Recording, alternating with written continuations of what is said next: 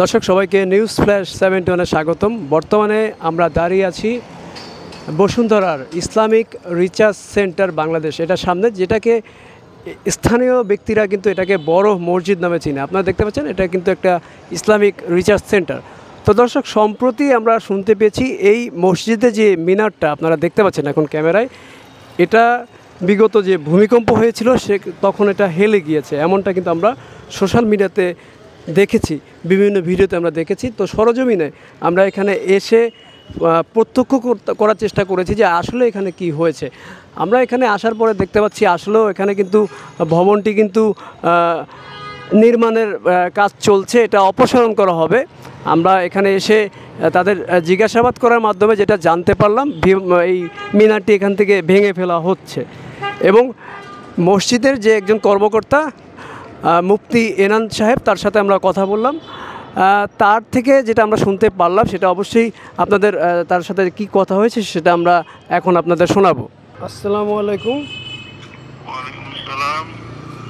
যে আমি news flash 71-এর reporter বলছিলাম। আমরা একটা খবর দেখলাম যে আপনাদের মসজিদের যে মিনারটা রয়েছে সেটা নাকি ভূমিকম্পের সময় নাকি হেলে গিয়েছে। ব্যাপারটা একটু আমাদের বুঝিয়ে বলবেন, ঘটনা আসলে কি হয়েছে? না, আসলে ভূমিকম্পের কারণে হেলে গেছে এটা তো বলা যাচ্ছে না। আগে আমাদের মিনারেটা যখন থেকে করা হয়েছে না, জি জি, তখন ওই মিনারেটা যে বিল্ডিং এর সাথে লাগানো করা হয়েছে, একটা হাজির ভবন 6 তলা, তো ওই মিনারের মাথাটা একদম ওই বিল্ডিং এর 6 তলার সাথে লাগানো ছিল, বুঝছেন না? এমন ভাবে মিনারেটা করা হয়েছে যে মিনার আর বিল্ডিং এর মাঝখানে কোনো ফাঁক ছিল না, এটা লাগানো ছিল।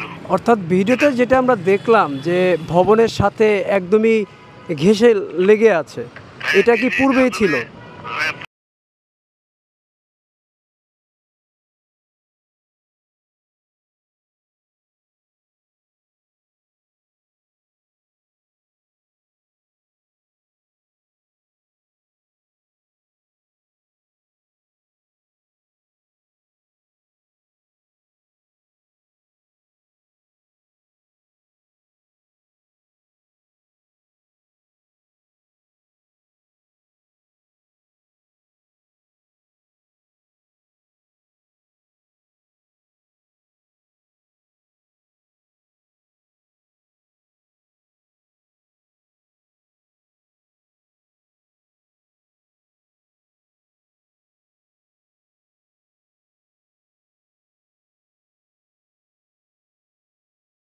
দর্শক, আপনারা দেখতে পাচ্ছেন মসজিদের যে মিনারটি রয়েছে সেটা কিন্তু ভবনের সামনে একদমই ঘেঁষে দাঁড়িয়ে আছে।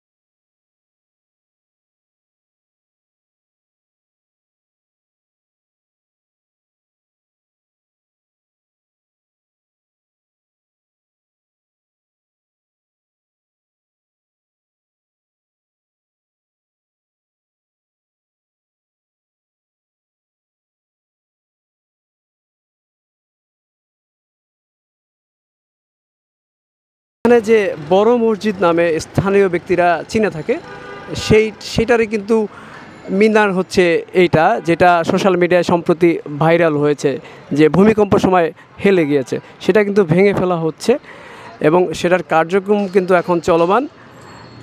ইসলামিক রিসার্চ সেন্টার বসুন্ধরা এলাকায়, এখান থেকে আপনাদের সার্বিক অবস্থাটা ছোট করে বুঝিয়ে বলার চেষ্টা করেছি। দর্শক, আপনারা আশা করি বুঝতে পেরেছেন যে বাস্তবিক অর্থে ঘটনাটা আসলে কি ঘটেছিল।